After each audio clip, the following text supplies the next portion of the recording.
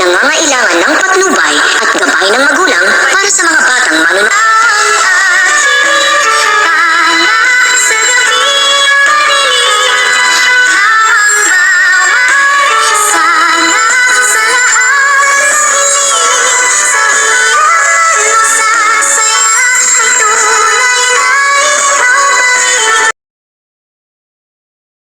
Hello everyone! Welcome back sa aking channel at magandang araw sa lahat ng taga-subaybay ng Abot Kabayan na Pangarap. In-announce na nga nitong si Giselle na ang pagbabalik nitong si Annalyn dito sa Apex dahil nga dito na siya magtatrabaho at hindi na sa East Ridge.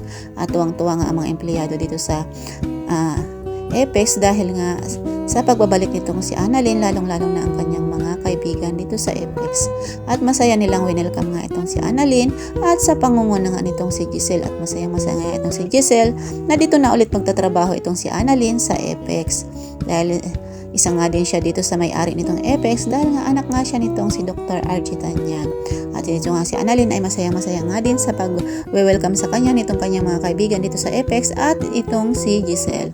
At ito nga si Zoe nga ay nagparinig na naman nga dito kay Justin na mabuti nga daw at lumipat na itong si Annalyn dito sa Apex dahil nga daw ay may kakampi na siya dito at hindi daw kagaya sa ibang tao dyan na wala daw ginawang maganda kundi ang insultuhin siya at awayin siya na ang pinariringgan nga nitong si Zoe ay ito nga si Justin na anak nga nitong si Giselle.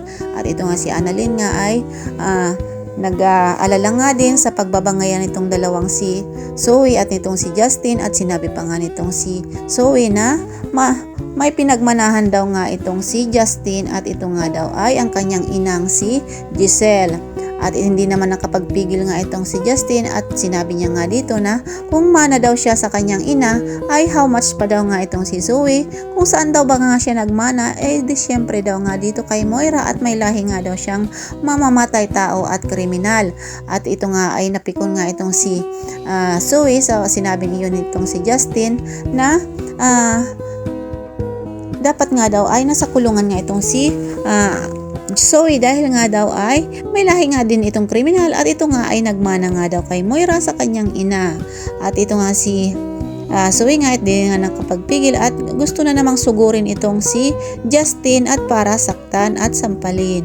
Ngunit itong si Annalyn ay pumagit na at inawat nga itong dalawa na nag-iinitan na naman para sa kanilang pagbabangayan at sa kanilang matinding away nga nitong si Zoe at nitong si Justin na may alam nga talaga na ito nga si Zoe ay may kinalaman sa pagkawala nga ng kanilang lulong si Don Pepe. At ito nga si Zoe nga ay naawat nga din itong si Annalyn dahil nga ay pinagsabihan sila itong si Annalyn na magtigil sila dahil nga mamatay lamang ng kanilang lolong si Don Pepe at hindi matutuwa itong si Don Pepe kung nag-aaway silang dalawa. At gusto nga nitong si Annalyn na magkasundo silang dalawa at para masaya sila dito sa Apex na magkakasamang nagtatrabaho.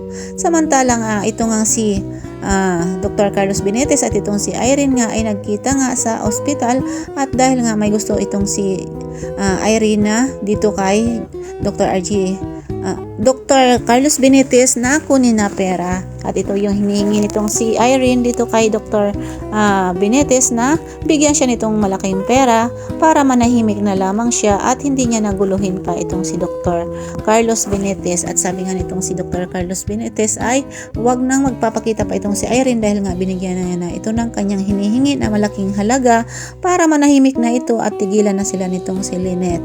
At samantala meron na naman bagong pasyente nga dito sa Apex na mayroon na namang challenge dito kay Annalyn para gamutin niya ito at makuha niya ang loob nitong pasyente nito para may sagawa nila ang pag-opera dito. At ito nga ay pinanguna itong si Dr. Luke na sinabi nga dito kay Dr. Annalyn na kailangan nilang maoperahan ito at mapapayag nila itong pasyente na to.